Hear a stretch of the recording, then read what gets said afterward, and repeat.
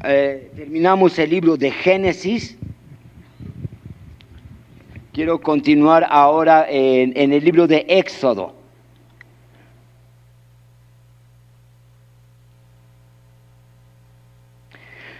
Es conocido como el segundo libro de Moisés y es la conexión con los siguientes libros del Pentateuco o la ley. El libro de Génesis, como mencionamos, termina con la muerte de José estando en el desierto. El libro de Éxodo empieza cuando la nación de Israel está en Egipto, ahora siendo cautivo, siendo esclava en esta nación, y cómo Dios empieza a intervenir de forma sobrenatural. En ese tiempo el faraón está dominando y oprimiendo. El tema, ya había mencionado eso hace un rato, el tema principal del libro de Éxodo es redención. Cómo Dios, a través de su poder, usa a un hombre llamado Moisés como instrumento para establecer una libertad al pueblo de Israel y darle una nueva nación que Dios había prometido a Abraham. Dios había hecho una promesa a Abraham, Génesis capítulo 15, Génesis capítulo 17, que no tan solo haría padre de una gran nación, pero toda la tierra que Abraham caminó iba a ser de su descendencia. Todo lo que Abraham pisara iba a ser de su descendencia, pero no ahorita. Dios le prometió a Abraham: mira, toda esta tierra que has caminado estos años va a ser de tu descendencia, pero no ahorita. Yo la llevaré a otra nación, será esclava, pero después yo la regresaré para que posean esta tierra que yo te entregué a ti. Entonces, el libro de Moisés es el libro de Éxodo, segundo libro de Moisés, es el cumplimiento de la promesa que 400 años antes Dios había hecho a Abraham de entregarle esa tierra que Abraham caminó, esa tierra de promesa, esa tierra que fluye leche y miel, como lo menciona, esa tierra de bendición. Entonces, es cómo Dios redime a su pueblo y cómo Dios cumple la promesa, que incluía no tan solo ser padre de multitudes, pero poseer una herencia, una tierra. Entonces, en el libro de Éxodo, Dios menciona cierta serie de milagros. Las 10 plagas. Encontramos cómo Dios liberta y provee sobrenaturalmente agua, sobrenaturalmente maná, sobrenaturalmente victorias al pueblo de Israel para confirmar su pacto y enseñarles que Dios está con él. Los milagros del libro de Éxodo son principalmente milagros de sobrevivencia. Ahora, es una nación nueva, es una nación joven, es una nación que acaba de formarse y establecerse como nación independiente. En el libro de Éxodo principalmente empieza a hablar cierta serie de milagros de sobrevivencia, porque si Dios no les provee el agua en el desierto, el pueblo muere. Si Dios no les da maná, el pueblo no va a subsistir. Están caminando en el desierto, donde hay temperaturas de 40, 50 grados centígrados y no tienen refrigerador. Dios tiene que proveer un alimento diferente. En el desierto, Dios les provee el maná. Maná es una palabra que significa ¿qué es esto? Y, como leemos en el libro de Génesis, el maná era como una hojuela de maíz y recubierta con miel. Y cada mañana los israelitas salían de su tienda y en el pasto había maná y juntaban lo que necesitaban para la provisión de ese día. Al no ser que fuera el séptimo día, tenían que almacenar a 2 días. Pero el maná tenía una estructura rica en fibra que le ayudaba a una buena digestión. Recuerden algo, en el desierto no había baños. No había baños. No podían comer cualquier cosa que provocara una mala digestión. Porque Dios tenía que ver el área sanitaria. Eran aproximadamente 2 millones de personas que salieron de Egipto y estuvieron en el desierto por 40 años. Dios tenía que proveer cómo los iba a alimentar y qué iba a comer para que no generara un problema de salud pública o infección por lo que comieran. El alimento original que Él les proveyó, el maná, tenía la habilidad de que el 70 u 80% de lo que ellos ingirieran fuera absorbido por su metabolismo y poco iban al baño. En una ocasión ellos se quejaron, dijeron, estamos hartos de este maná, de este pan tan ligero. ¿Quién nos diera a comer carne? Estamos hartos del maná.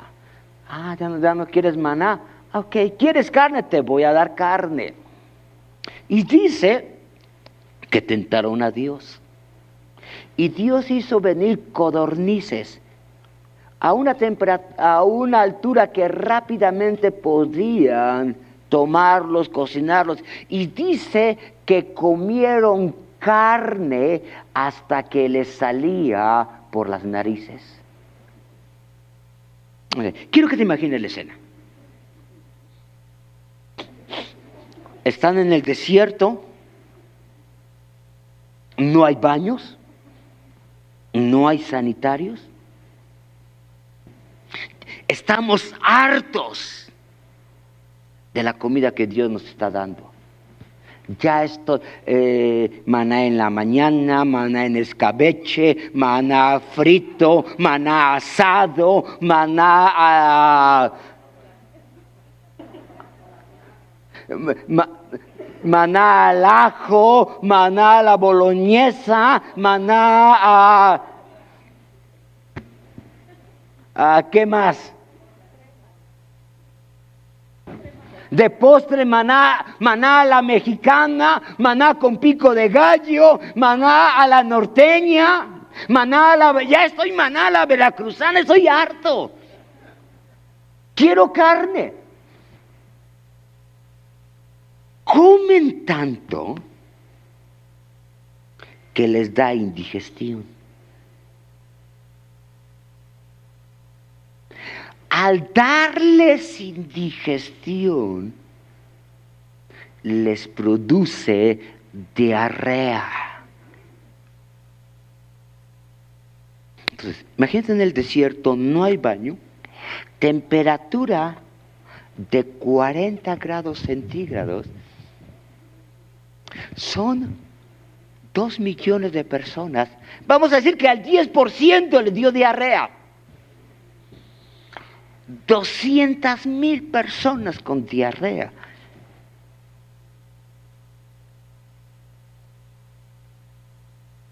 ¿Sabe lo que provocó? Una epidemia.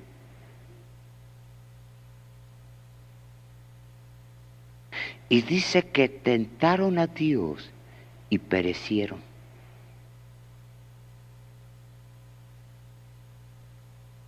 Dios les estaba dando el maná con un propósito: alimentarlos. Era tan nutritivo el maná que el 70 u 80% de lo que comían, su mismo organismo lo absorbía. Sí utilizaban su aparato digestivo, y Dios les dio reglas de higiene, de cuando hicieran sus necesidades fisiológicas, cómo la hicieran, pero poco iban al baño, porque tenían una buena digestión y absorbían los nutrientes. Pero cuando ellos piden carne,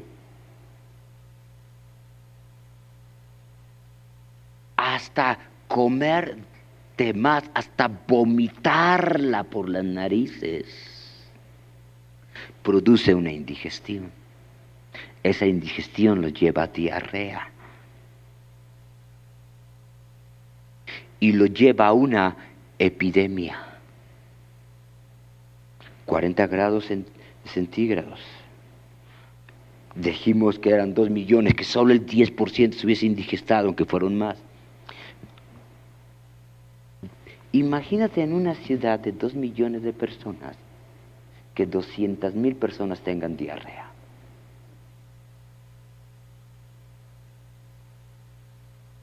Muchos murieron. Muchos murieron. Porque tentaron al Señor en el desierto. ¿Podrá Dios poner mesa en el desierto? ¿Podrá Dios alimentarnos a 2 millones de personas en el desierto poniendo carne? Dios tendrá tanto poder. Dice, y tentaron al Señor y perecieron. Porque hicieron 2 cosas: menospreciaron lo que Dios les daba de comer.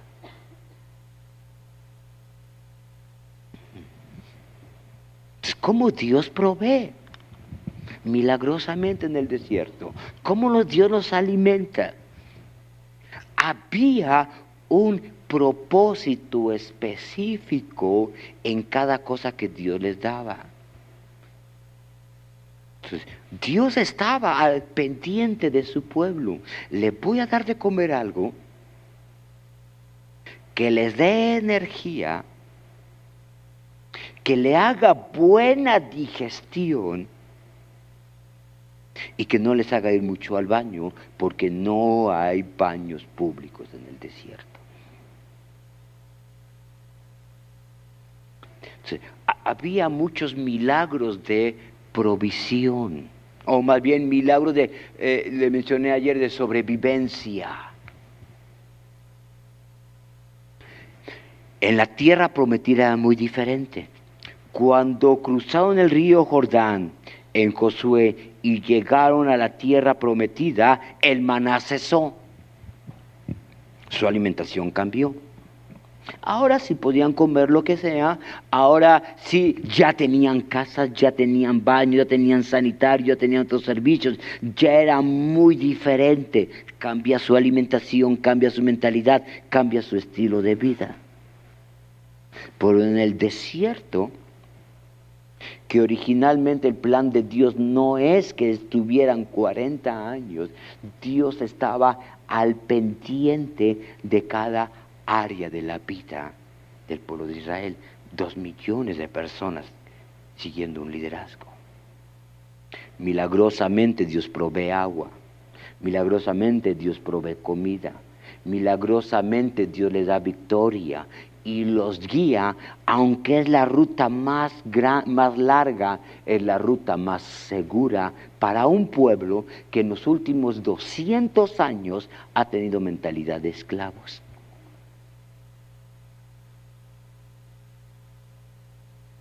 Vienen de estar 400 años en Egipto, pero los últimos 200 años tener mentalidad de esclavos.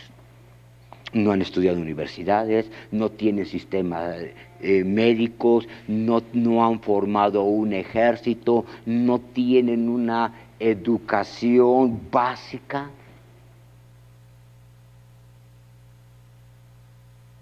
Pero sí un líder que ayuda a cambiar su mentalidad para llevarlos a la tierra de promesa.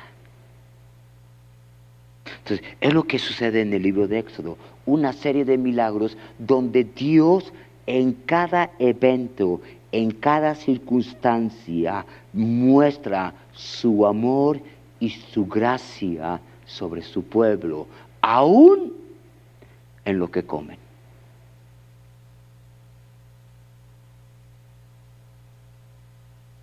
Aún en las limitaciones. No era por restringirlos, sino por lo que estaban viviendo y a donde Dios quería llevarlos.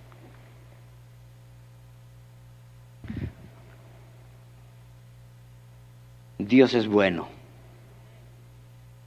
A veces no entendemos por qué lo hace.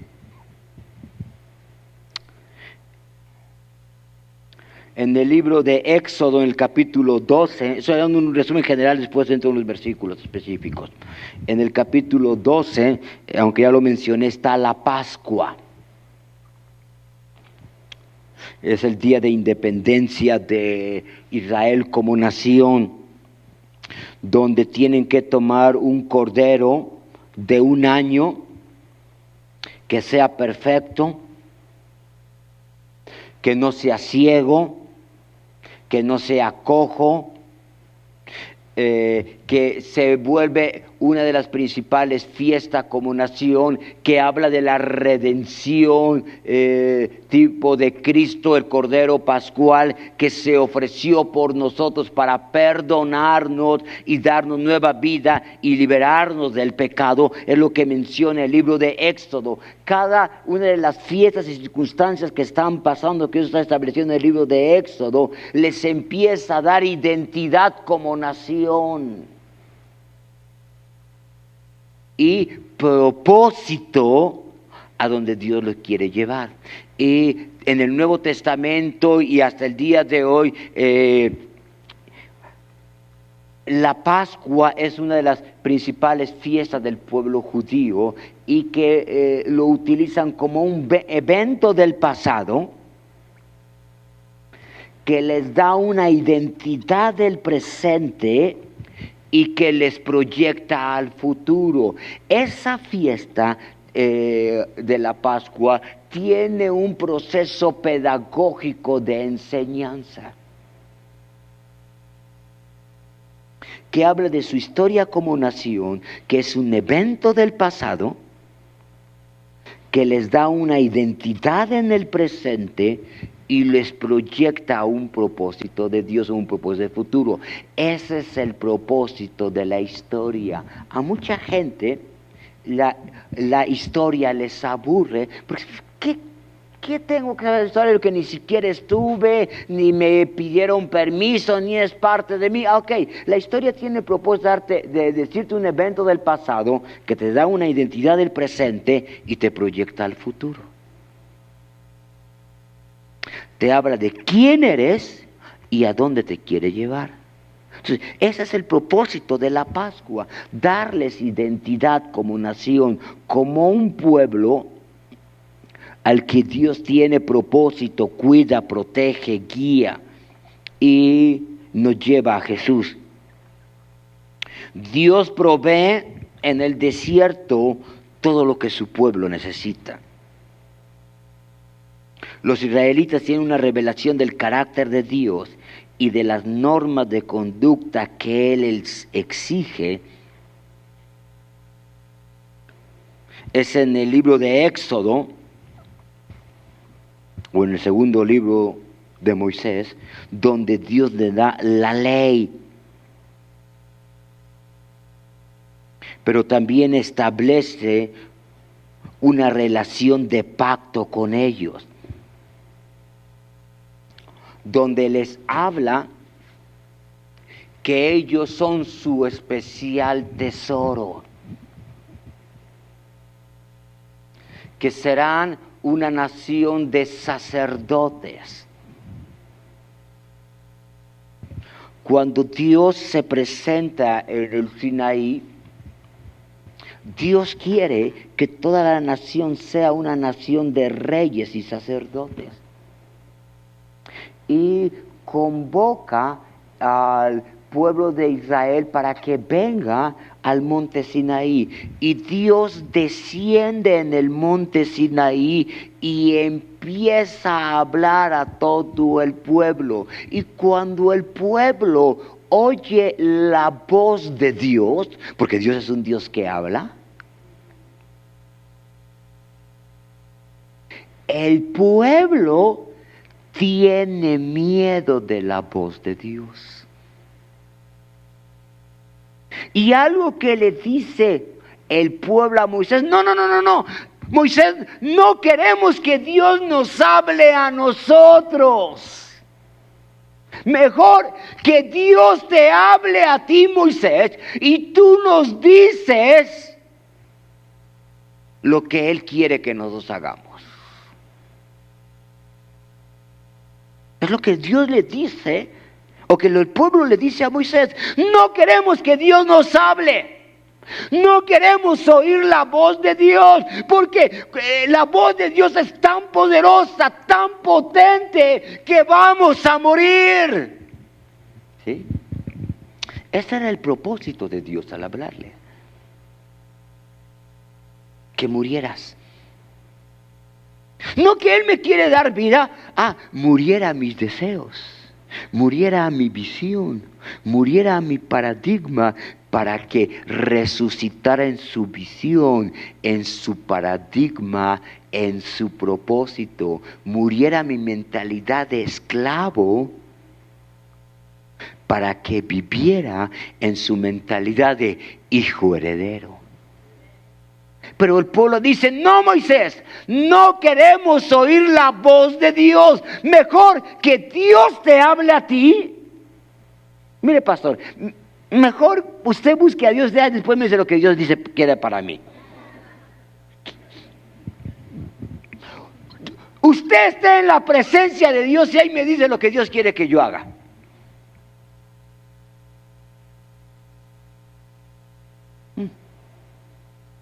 Pero ese no era el plan original de Dios. El plan original de Dios es que todos fueran una nación de reyes y sacerdotes. Su especial tesoro. Pero Israel dijo: no. Con que Dios te hable a ti es suficiente. Ahí tú nos dices lo que Dios quiere y nosotros lo vamos a hacer. Por eso Dios empieza a hablarle a Moisés. Y Moisés habla al pueblo, pero ese no era el diseño original. ¿Cómo que Dios habla? Tú estás loco si Dios no habla.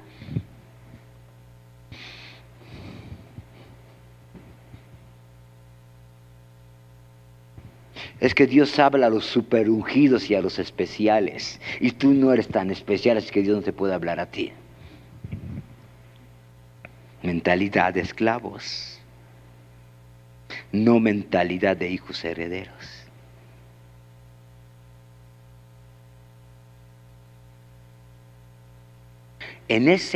Por su mentalidad, Dios establece el tabernáculo. Y en el libro de Éxodo, a partir de capítulo 18, Dios le muestra a Moisés un diseño,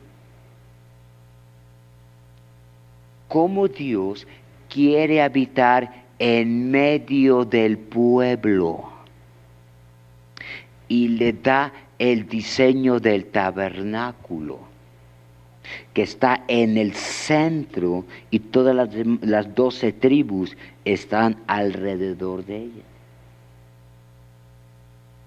Originalmente Dios quería que las 12 tribus o todos los israelitas fueran sacerdotes. Pero ellos rechazaron, se apartaron de Dios. Y solo una tribu defendió los propósitos de Dios, la tribu de Leví. Por eso Dios escoge a la tribu de Leví o los levitas como sacerdotes.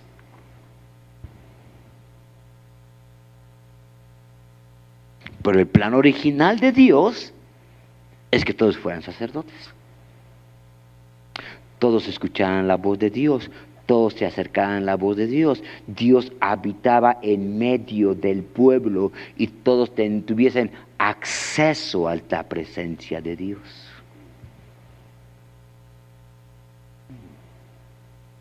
No, que solo sea una tribu, que solo sea Moisés.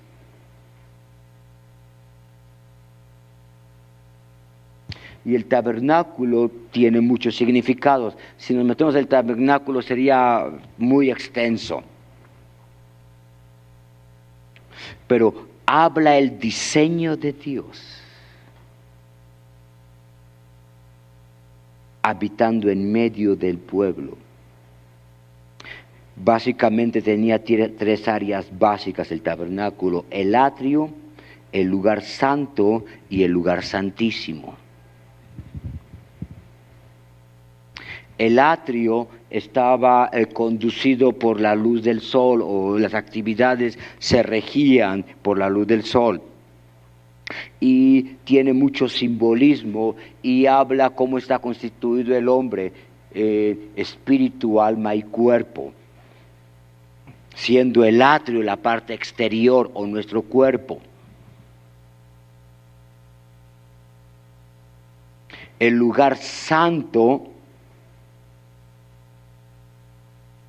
simboliza nuestra alma.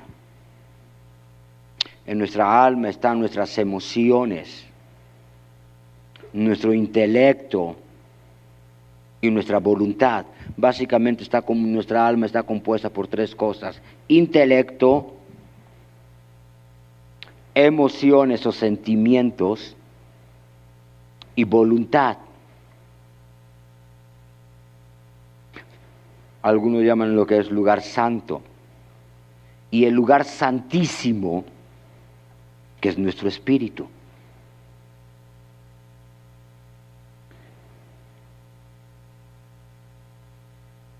Por eso 1 Tesalonicenses 5:28 dice: todo vuestro ser, espíritu y alma y cuerpo sean guardados irreprensibles. Somos espíritu que se expresa a través de una alma y que vive en un cuerpo.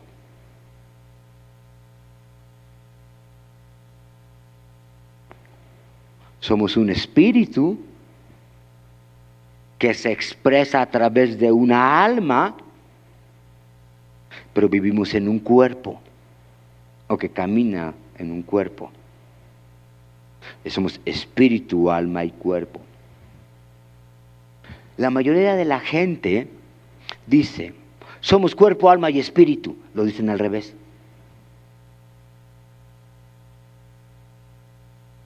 La mayoría de la gente lo dice al revés. Somos cuerpo, alma y espíritu, pero no. La Biblia dice que somos espíritu, alma y cuerpo. No cuerpo, alma y espíritu. Como dicen por ahí, el orden de los factores sí altera el producto.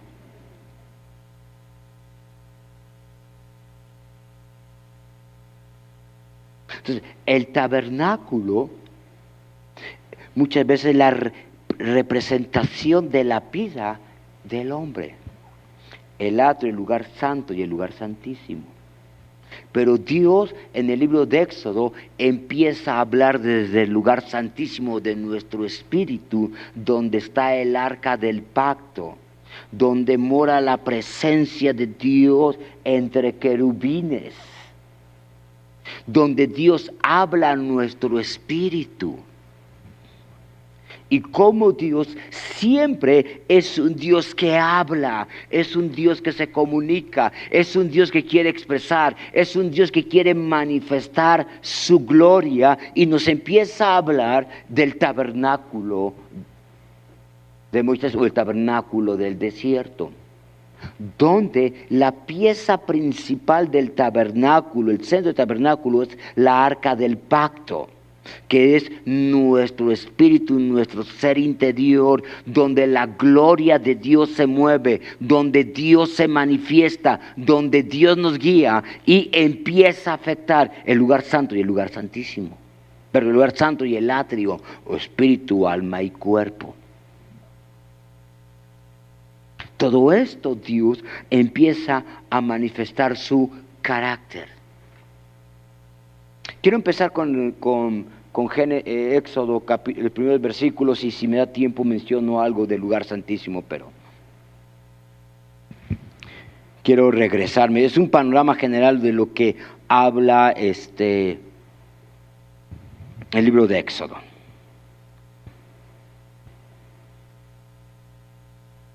Entonces, Éxodo capítulo 1.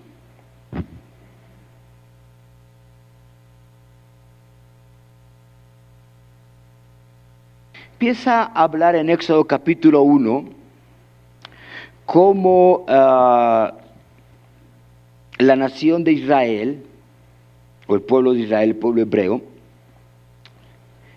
empieza a crecer y multiplicarse en Egipto, al grado que los egipcios empiezan a tener temor del pueblo de Israel, y surge una nueva dinastía de reyes en Egipto llamados faraones, que no conocieron a José y empiezan a oprimir al pueblo de Israel y empiezan a esclavizarlo. Y se levanta un nuevo rey, o una nueva dinastía de reyes o de faraones, que no conocieron a José y empieza a oprimir y quiere aprovecharse del pueblo de Israel, lo empieza a esclavizar, y mientras más los esclaviza y mientras más lo oprime, el pueblo hebreo, el pueblo de Israel, más se multiplica.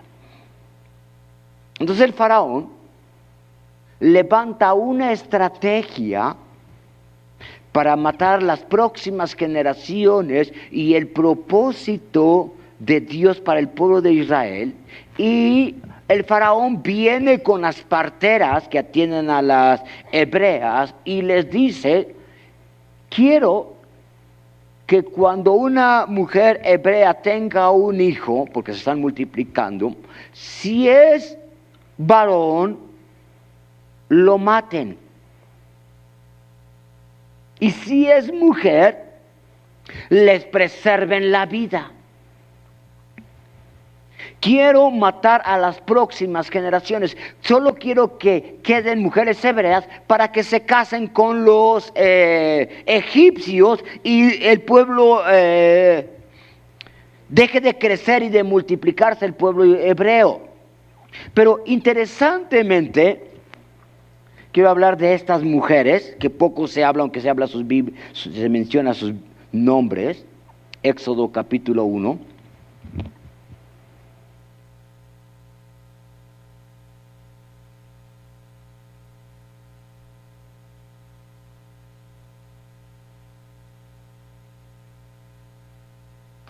Versículo 15. Y habló el rey de Egipto a las parteras de las hebreas, una de las cuales se llamaba Cifra y otra Fua, y le dijo: cuando asistáis a las hebreas en sus partos y veáis el sexo, si es hijo, matarlo, y si es hija, entonces que viva. Empieza, y la Biblia da el nombre de estas dos mujeres, y nunca había puesto atención, siendo honestos, a el nombre de estas mujeres. Y en estos días me inquieté, bueno, ¿por qué da el nombre? ¿Por qué Dios da el nombre de estas mujeres, de esas parteras? Y empecé a investigar el significado de sus nombres. Y el significado de la primera de ellas, Cifra, viene de una raíz que significa justa.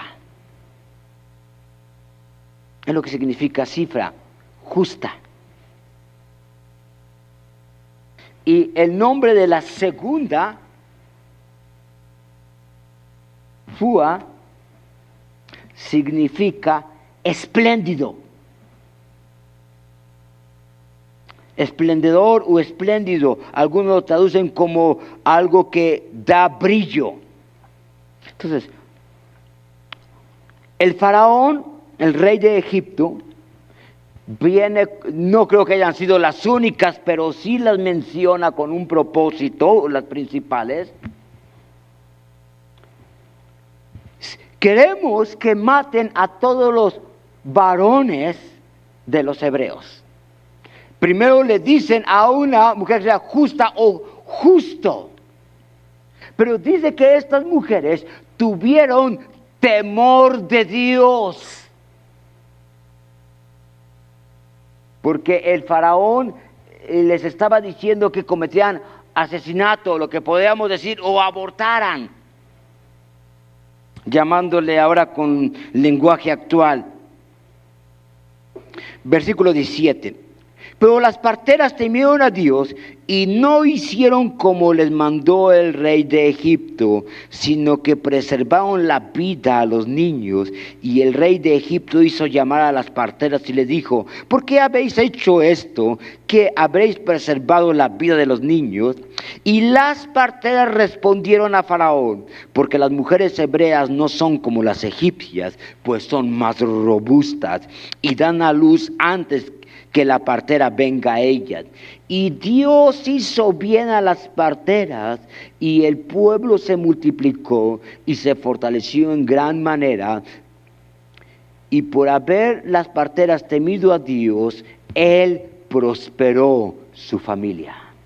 Ahora, las mujeres, estas parteras que asistían a las hebreas en el trabajo de parto, temían al faraón, pero tenían más temor de Dios.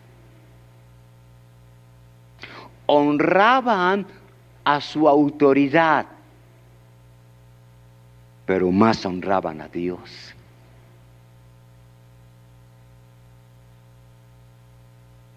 Sí entendían que el faraón era el rey, el quien gobernaba. Pero sobre el faraón estaban los principios de vida de Dios mismo. Y dice que no siguieron las indicaciones del faraón, porque eran justas. Y porque ellos estaban brillando en los propósitos de Dios. Y les llama a cuenta: ¿por qué no están haciendo? Es que las mujeres hebreas no son como las egipcias. Las egipcias son bien debiluchas, pero las hebreas son robustas, son fuertes, porque son el pueblo escogido de Dios. Y Dios dice, bendijo a las parteras y a sus familias por seguir principios de vida. Manda una segunda estrategia el enemigo, que quiere matar, hurtar y destruir. Y la segunda estrategia, que está en el último versículo del capítulo 2, es la siguiente. Versículo 22. Éxodo 1, 22. Entonces Faraón mandó a todo su pueblo diciendo: echad al río a todo hijo que nazca, y toda hija preservar la vida. Echen al río a los niños. Echen al río, ok. O ahóguenlos. Pues va a ser del río donde Dios va a levantar al libertador.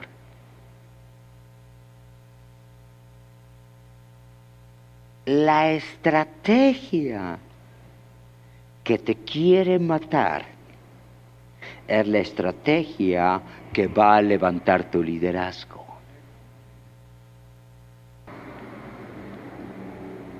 Escucha esto. La estrategia, el plan que se levantó para matarte ese mismo va a ser la estrategia para posicionarte. El faraón dijo, no la van a matar. Bueno, echen los niños al río. Y Moisés fue levantado del río.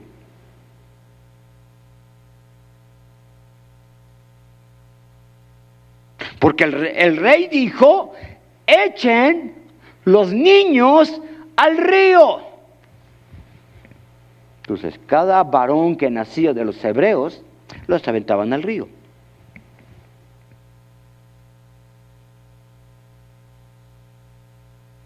Capítulo 2, versículo 1. Y un varón de la familia de Leví fue y tomó por mujer a una hija de Leví, la que concibió y dio a luz un hijo, y viendo que era hermoso, le tuvo escondido por 3 meses. Un levita se casa con una hija de Leví y tiene un hijo. El rey decía que lo aventaran al río, pero lo vio hermoso. En Hechos capítulo 7, versículo 20, en la predicación de Esteban, narra esa historia y dice que en ese tiempo nació Moisés y fue agradable a Dios y fue conservado por sus padres 3 meses. Éxodo capítulo 2 dice que sus padres lo vieron hermosos. Hechos 7:20 dice que fue agradable a Dios. Y un día me pregunté, ¿o sus padres lo vieron hermoso o fue agradable a Dios? ¿Cuántos padres están hay aquí? ¿Cuántos tienen un hijo? ¿Cuántos de ustedes cuando nació su hijo le dijo, ay mira, qué niño tan feo? ¿Qué decimos los padres? ¿A poco no es el más bonito de todos? Mira, es el niño más bonito de todo el mundo, todo prieto, güero, arrugado, pelón, chimuelo. Todo padre va a ver hermoso a su hijo, a su hija. Claro que sus padres lo vieron hermoso, aunque fuera narizón. Pero Hechos 7:20 dice que fue agradable a Dios. Un día me pregunté, ¿o sus padres lo vieron hermoso o fue agradable a Dios? Y empezando a investigar la palabra agradable en griego en Hechos 7:20, encontré que viene de una raíz que significa justo o perfecto. Sus padres lo vieron como Dios lo estaba viendo.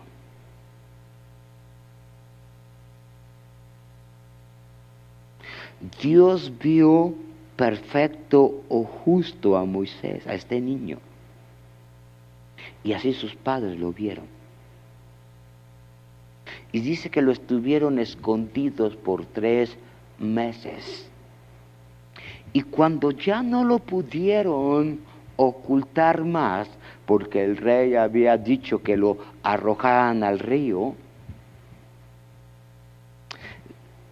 la mamá de Moisés lo pone en una canasta, que hoy se le llama Moisés. Pone al bebé en el río. ¿Quieres que lo arroje al río? Lo voy a poner en el río. Pero lo voy a poner en una canasta. Y por casualidad, la hija del faraón le dan ganas de irse a bañarse porque tiene mucho calor. Tiene ganas de ir a nadar un rato. Y con sus doncellas se mete al río. Y en eso ve flotando una canasta. Y le llama la atención, dice, a ver, tráeme a ver qué hay en esa canasta. Y cuando ve lo que hay en esa canasta, es un niño. Y ella dice, es de los hebreos. ¿Por qué dice que es de los hebreos? Porque físicamente se parecía a los hebreos. Pero la historia dice que ella, aunque estaba casada, no podía tener hijos. Entonces, ella decide adoptarlo como hijo suyo.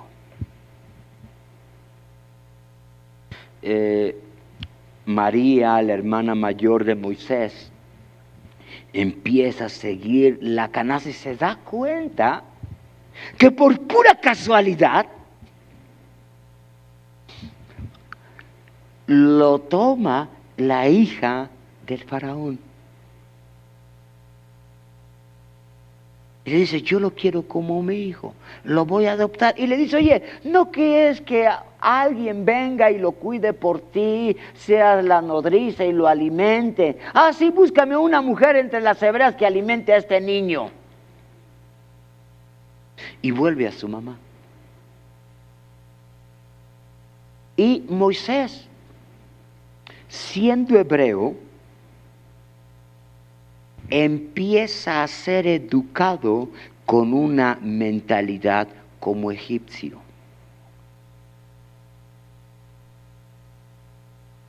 Es hebreo, se parece a los hebreos, pero tiene mentalidad de egipcio, porque es criado en el palacio del rey.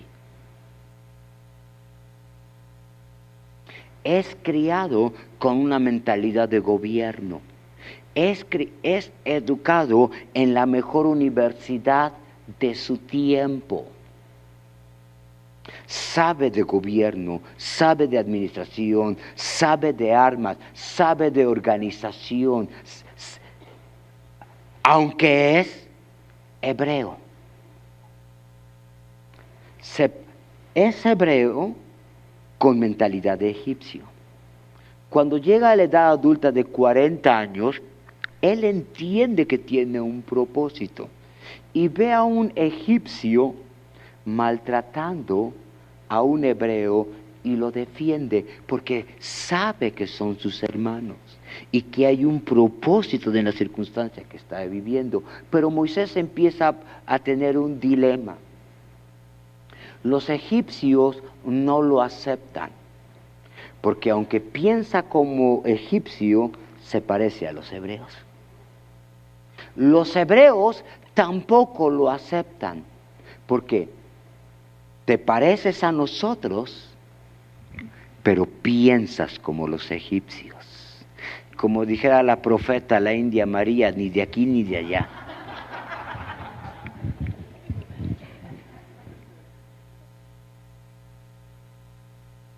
Los egipcios no lo aceptan.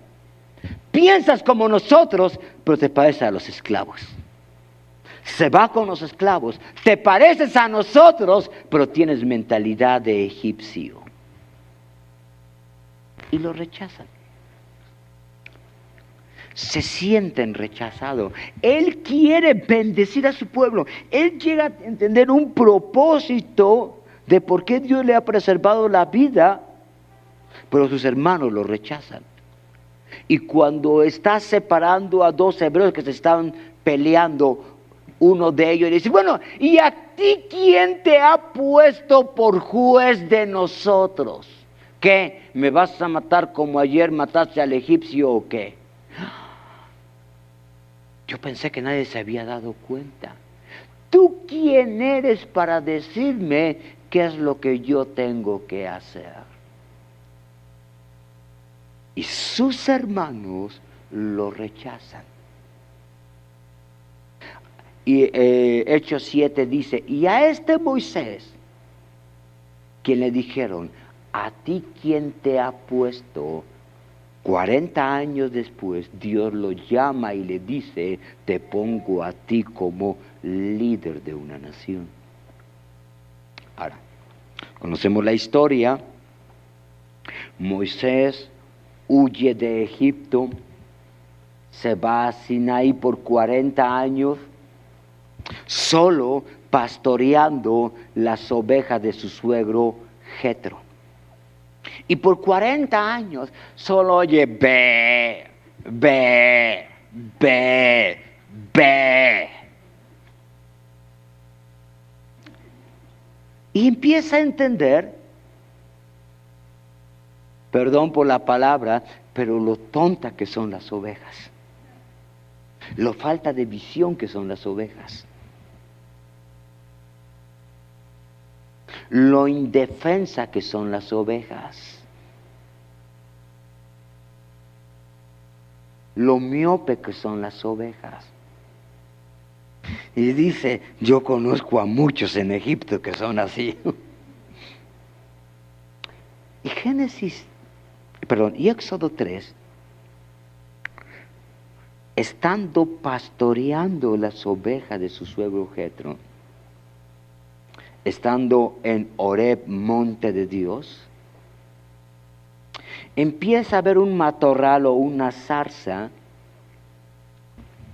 que empieza a quemarse. Era muy común que esas zarzas se incendiaran por el sol en el desierto. Era algo común, habitual, que no era extrañeza que se estuviese quemando una zarza. Pero lo que le llama la atención es que se quema, se quema, se quema, se quema y nunca termina de encenderse. Oye, ya debió haberse apagado, ya tiene 1 hora, 2 horas, 3 horas. ¿Qué onda con esta zarza? Hay muchas zarzas que se prenden, muy común, pero esta es una zarza especial porque no se ha apagado. ¿Qué hay en esta zarza que no se apaga? Dice que se acerca Moisés a esa zarza,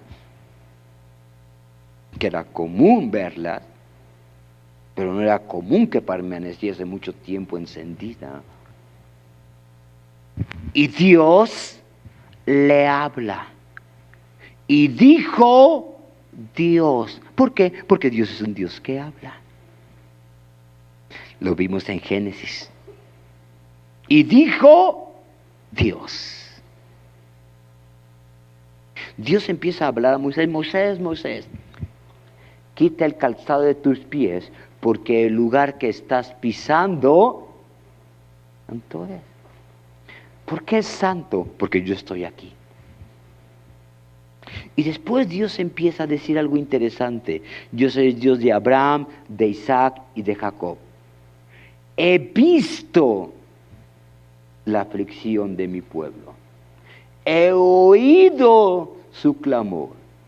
He descendido para liberarlos.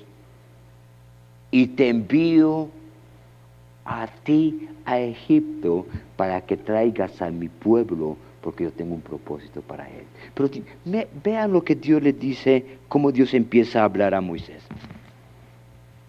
Yo he visto, he oído, he descendido y te envío. Porque Dios no es un Dios ciego. Dios no es un Dios que tapa sus oídos.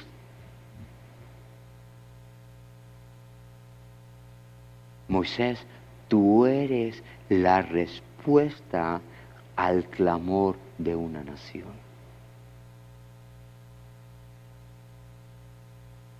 La circunstancia que hoy estás viviendo ha sido un proceso. Te enseñé cómo gobernar una nación. Te enseñé cómo pastorear a un pueblo.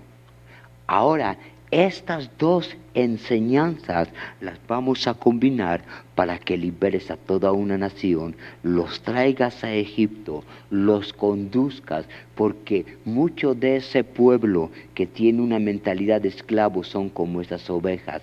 Necesitan que alguien los guíe, necesitan que alguien los pastoree, necesitan que alguien los entienda, necesitan que alguien los consuele, porque yo he visto la aflicción de mi pueblo, he oído su clamor, he descendido para liberarlos y ahora te envío a ti después de este proceso de entrenamiento para que liberes a mi pueblo de Israel, porque voy a cumplir lo que le prometí a Abraham, a Isaac y Jacob.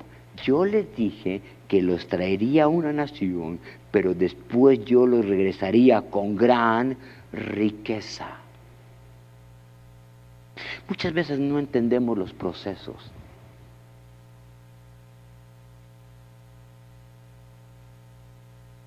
Pero mucha de la situación de las crisis que tú estás viviendo o que Dios te ha permitido pasar es para liberar a alguien.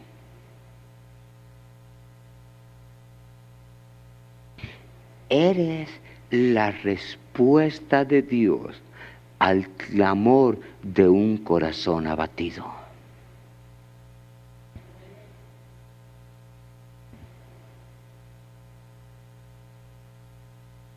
De un pueblo que está esclavizado.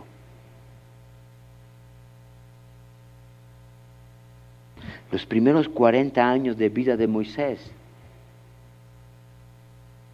vivió como rey. Los segundos 40 años de Moisés vivió como un exiliado político.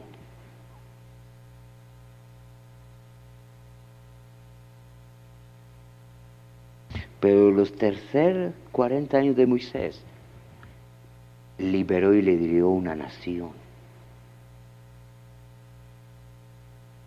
Cada circunstancia que él pasó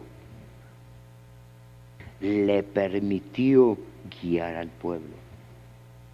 Por 40 años Moisés conoció el desierto.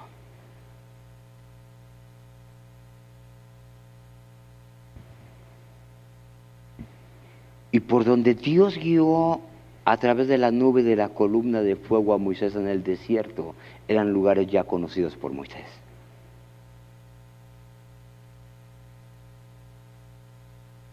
Muchos de ellos eran nuevos para el pueblo de Israel, pero no para Moisés. Porque ya conocía por 40 años el desierto.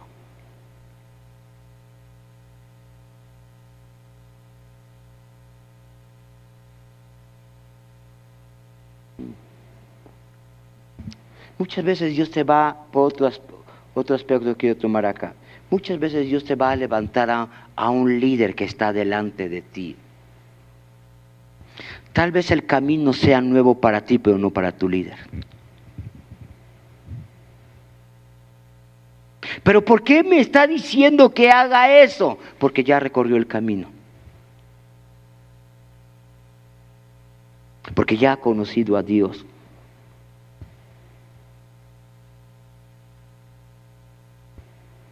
Porque ya Dios le permitió transitar esa situación.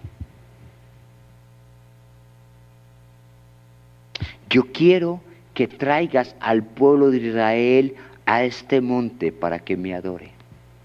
Ve a los hijos de Israel y dile que yo te estoy enviando. Dios, pero no me quieren. Ellos me dijeron que quién era yo para ponerme por rey sobre ellos o por juez. Pues yo te envío como juez y como libertador. Algunas veces esa persona que rechazas es la respuesta a tus plegarias.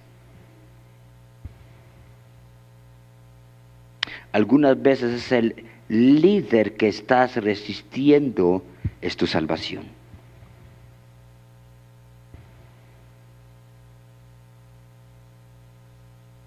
Rechazaban a Moisés, pero Moisés era la respuesta y la solución a sus crisis.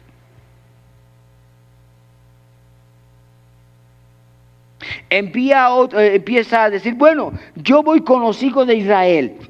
Y él digo, el Dios de vuestros padres, Abraham, Isaac y Jacob, me envió a vosotros. Si ellos me preguntan, ¿cuál es su nombre? Ni sé cómo te llamas. Y Dios se empieza a revelar a Moisés con un nuevo nombre. Capítulo 3, versículo 14 le dice, yo soy el que soy, así dirás a los hijos de Israel, yo soy, me envió a vosotros. Nunca antes me he dado a conocer con este nombre. El nombre es, yo seré lo que tú necesites que sea, cuando lo necesites. Yo soy el alfa o el omega, yo soy la luz del mundo, yo soy la sal de la tierra, yo soy el pan de vida. Yo soy lo que tú necesitas que sea cuando lo necesites. Yo soy tu pastor, yo soy Jehová tu justicia, yo soy Jehová Siquenum, yo soy Jehová tu bandera. Yo seré lo que tú necesites cuando lo necesites. Yo soy lo que tú necesitas cuando lo necesites. Entonces, Moisés empieza a tener un encuentro con el yo soy.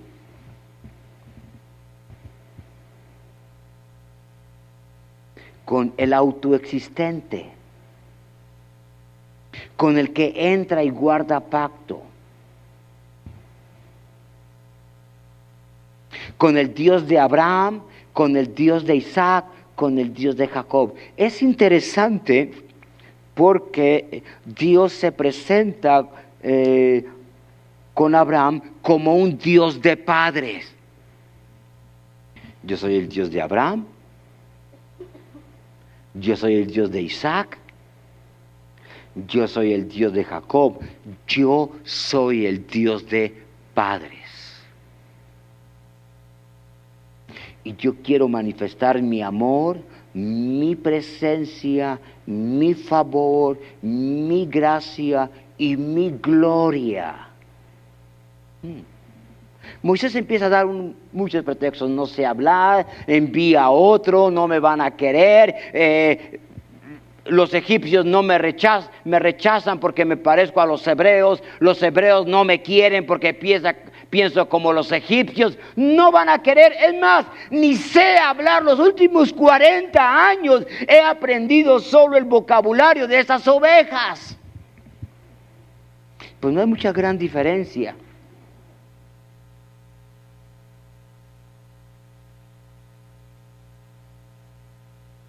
Llega el momento, capítulo 3 de Éxodo.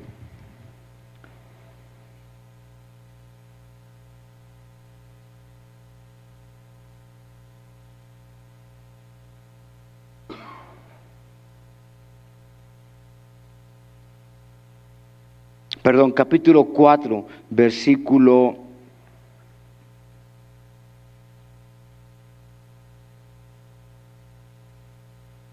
15.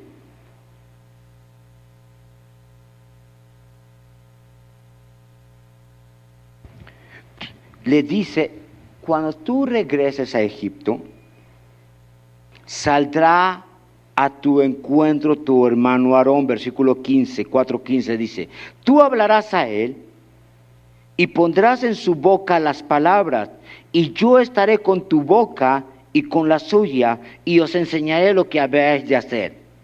Él hablará por ti al pueblo, y él te será a ti en lugar de boca, y tú serás para él en lugar de Dios. Capítulo 3, versículo 14. Moisés tiene un encuentro con el yo soy. Y en el 3:14 le dice, yo soy, ese es el nombre en que yo me estoy revelando. Y porque tú has tenido un encuentro con el yo soy, todo lo que es el yo soy, tú serás, porque yo soy, tú serás, porque yo tengo, tú tendrás, porque yo puedo, tú podrás. Yo soy es la primera persona del verbo ser en tiempo presente. En el capítulo 4, versículo 16 dice, porque yo soy, ahora tú serás a tu hermano por Dios.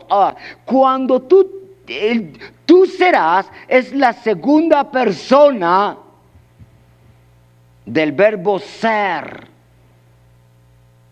en tiempo infinitivo. Cuando tú tienes un encuentro con el yo soy, toda la naturaleza del yo soy llega a ser tu naturaleza.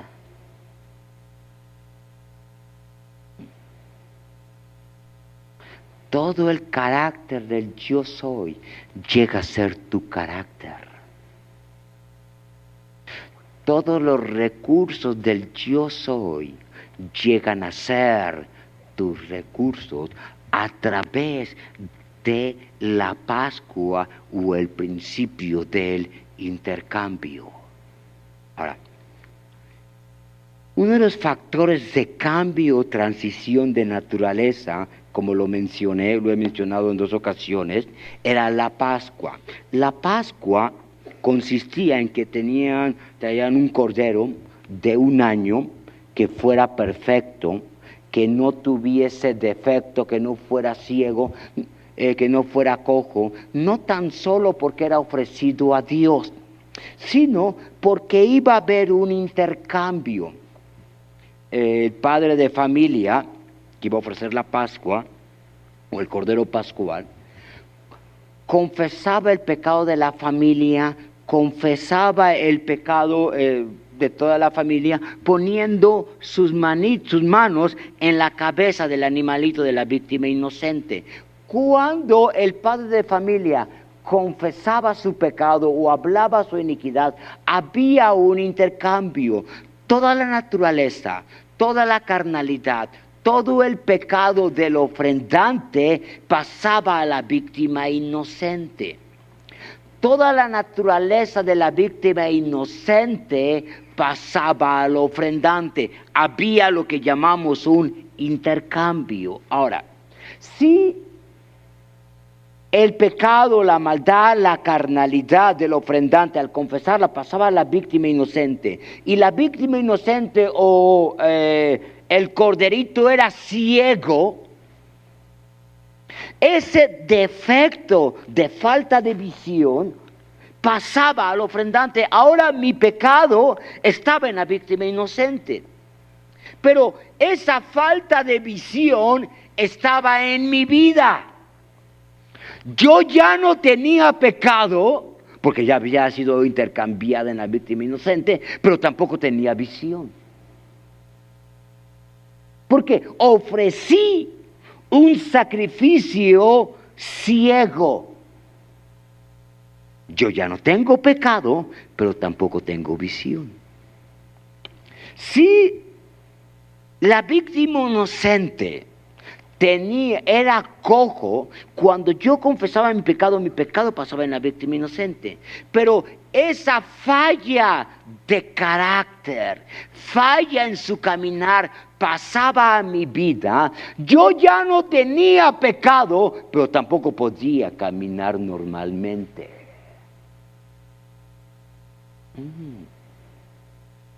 La razón por la que se pedía un sacrificio perfecto no era tan solo porque era ofrecido a Dios, sino porque iba a haber un intercambio.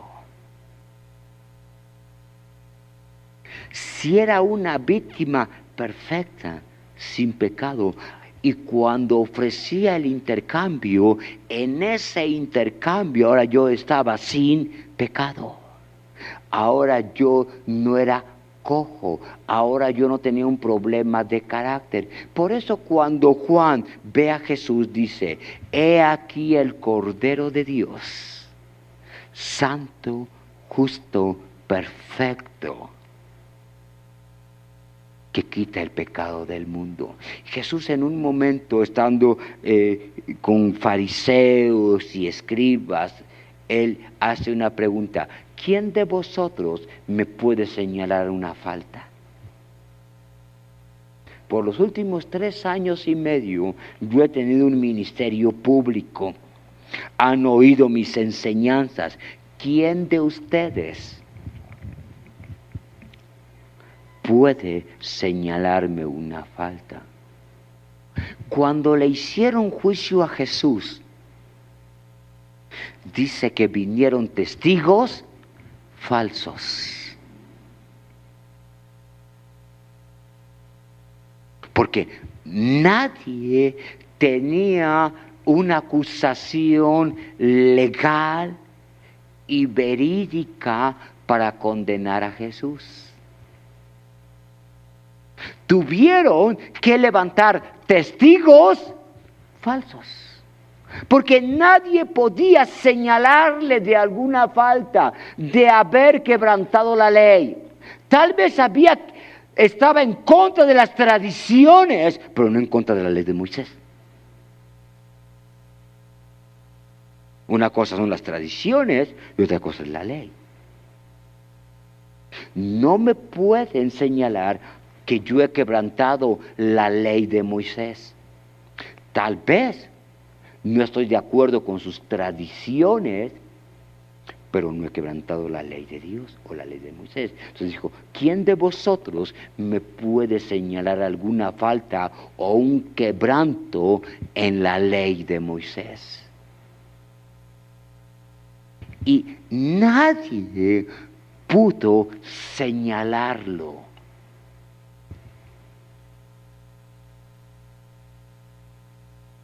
Contradecía las tradiciones que iban contra el principio de la ley de Moisés, pero nunca contradijo la ley de Moisés. Jesús mismo dijo: ni una jota ni una tilde será quitado de la ley hasta que todo sea cumplido. Porque yo no he venido para abrogar la ley, no he venido para abrogarla, sino para cumplirla. ¿A qué ley se refería? A la ley de Moisés.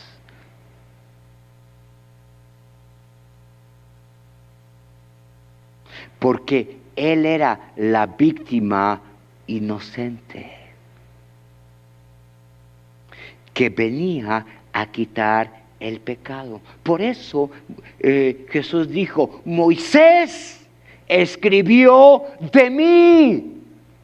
Todo lo que habla la ley, todo lo que habla el Cordero Pascual, todo lo que habla el tabernáculo, está hablando de mí.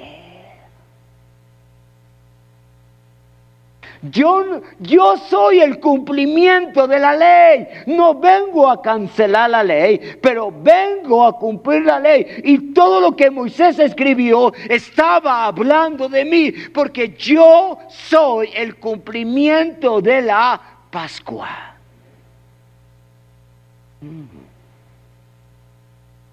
Que no es otra cosa sino la manifestación del amor de Dios, redimiendo no tan solo a un pueblo, no tan solo a una nación, pero las naciones. Por eso este proceso que tú has pasado, Moisés, es con el único propósito de ser una bendición a las naciones. Porque lo que yo soy, tú serás.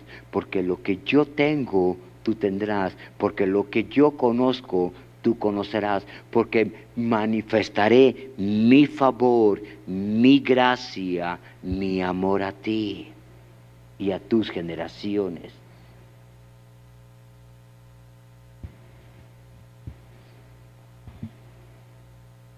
Establece la Pascua.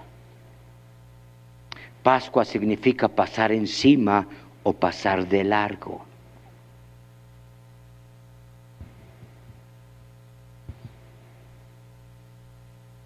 Liberando al pueblo de Israel y escogiéndoles con un propósito, con un destino mayor, con una visión mayor.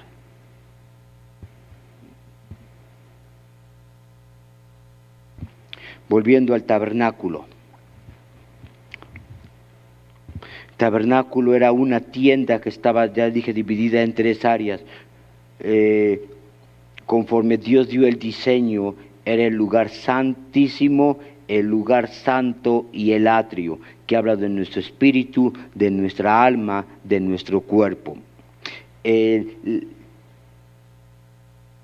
el lugar santísimo estaba el arca del pacto o el arca de testimonio, donde estaba entre los querubines, que era símbolo de la presencia de Dios, y era una caja recubierta de oro, era de caja de madera de acacia recubierta de oro, que habla de la divinidad de Dios. Y en esta arca del pacto había 3 cosas que Dios ordenó que se guardara, que es importante para ti y para mí en la aplicación. Uno de ellos era la ley de Moisés, la segunda era el maná, y la tercera era la vara de Aarón que reverdeció.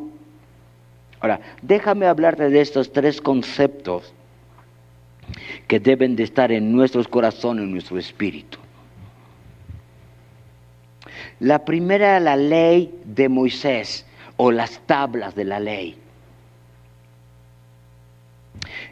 Eso habla del estándar de Dios, o lo que Dios está esperando que cumplamos en nuestros corazones, en nuestras vidas, el nivel o el estilo de vida que Dios quiere que tú y yo cumplamos, los 10 mandamientos o las tablas de la ley, que aunque el pueblo de Israel se esforzaba en cumplirlas, nunca lo pudo cumplir la ley a cabalidad. Hasta que vino Jesucristo. No a abrogar la ley,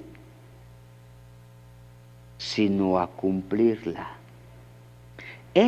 Dentro de las arca del pacto estaban los 2 querubines que estaban viendo la gloria de Dios, pero también estaban viendo la ley de Dios. La ley de Dios que el hombre no podía cumplir cabalmente o completamente.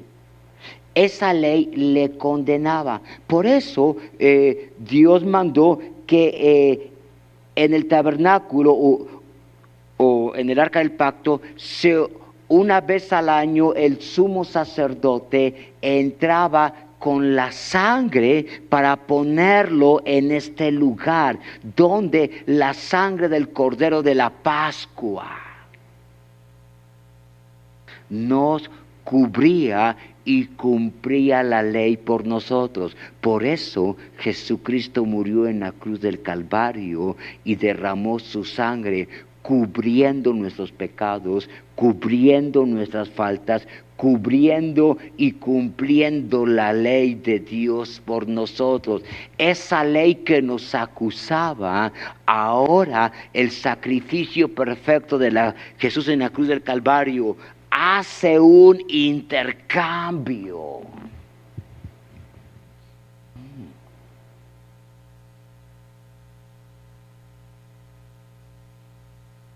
Entonces, la ley de Dios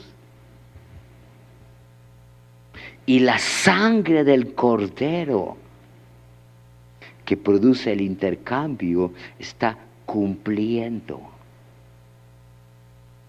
La segunda cosa era una vasija, una urna, una vasija que contenía el maná. Ya les hablé un poco del maná hace un rato, que era la provisión de Dios en el desierto que tú necesitas para tu propósito, para tu trayectoria.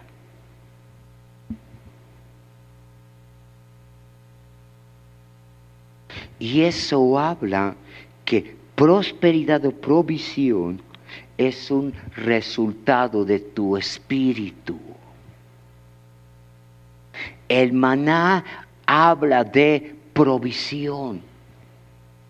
Lo que tú realmente necesitas para el sostenimiento de tu vida está en tu espíritu.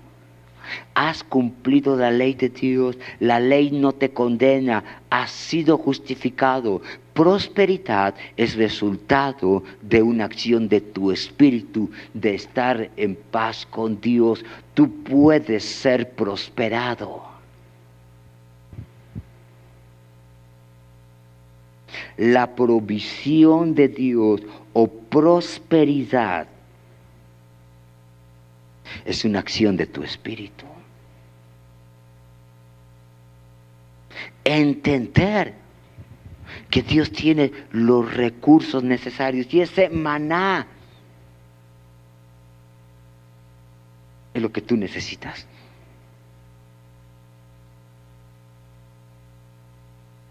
Es lo que tu organismo necesita. Es la provisión de Dios. Es el recurso de Dios. Es el método de Dios. Es el plan de Dios. Y la tercera cosa era la vara de Aarón que reverdeció. Esta vara te habla de liderazgo.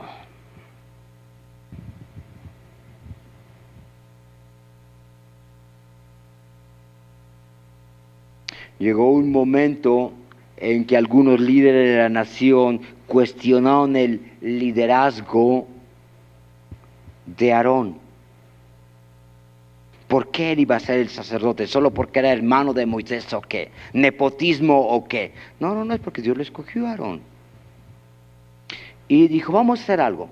Cada uno de los príncipes de Israel traiga su vara. Y vamos a ponerlo en la presencia de Dios. Eran varas secas.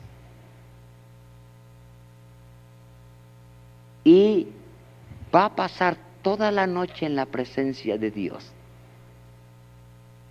Y la vara que reverdezca y que dé fruto es quien Dios ha escogido para que esté en su presencia y para ser sacerdotes. Y dice que la vara de los 12 príncipes de las 12 tribus pasaron toda la noche en el tabernáculo, en la presencia de Dios. Y al otro día, solo la vara de Aarón, que era una vara seca, no tan solo dio fruto, pero no tan solo reverdeció, pero empezaron a brotar hojas y empezaron a brotar fruto. Y eso habla de liderazgo. Entonces, ¿qué es lo que Dios está haciendo? Está poniendo 3 cosas en tu ser interior. Entender que has sido perdonado, que la ley de Dios ha sido cumplida. Está dando la provisión que tú necesitas.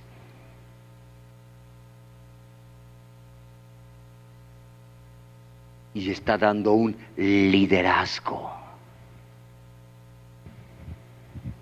Estas 3 cosas estaban en el arca del pacto, en el lugar santísimo.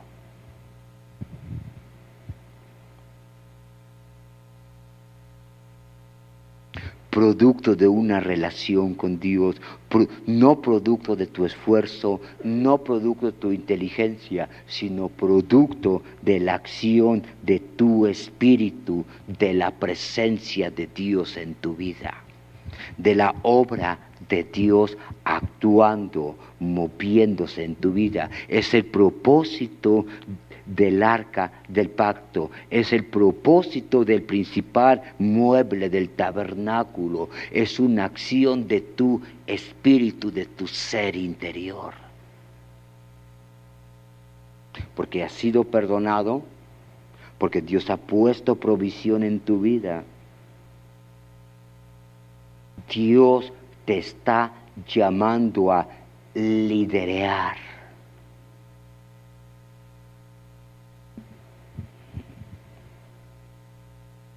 Te ha libertado, te ha sacado de una tierra de esclavitud, te quiere llevar a una tierra prometida, te ha pasado por un proceso de señales, milagros, produciendo identidad, pero levantando un liderazgo en tu vida.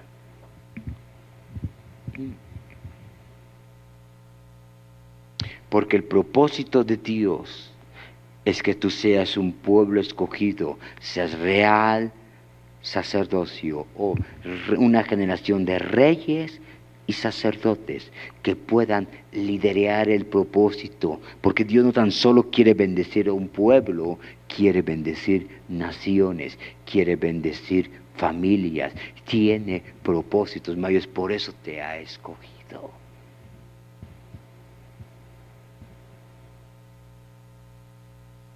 Nos ha hecho su pueblo, nos ha acercado a Él, nos ha hecho reyes y sacerdotes para que reinemos con Él y podamos liderar. Por eso esas tres cosas estaban en el arca del pacto, donde estaba la presencia de Dios, donde Dios hablaba, donde Dios se manifestaba, donde Dios daba liderazgo, dirección, provisión, habiendo cumplido todos los mandamientos u ordenanzas de Dios escritas en la ley de Moisés o en el Torah o en el Pentateuco, cumpliendo el propósito de Dios para tus vidas. Otra vez mi esposa y yo queremos reiterar el honor que nos permiten estar en su universidad. León, gracias por el privilegio de permitirme estar en esta plataforma. Es un honor para mí, para mi esposa.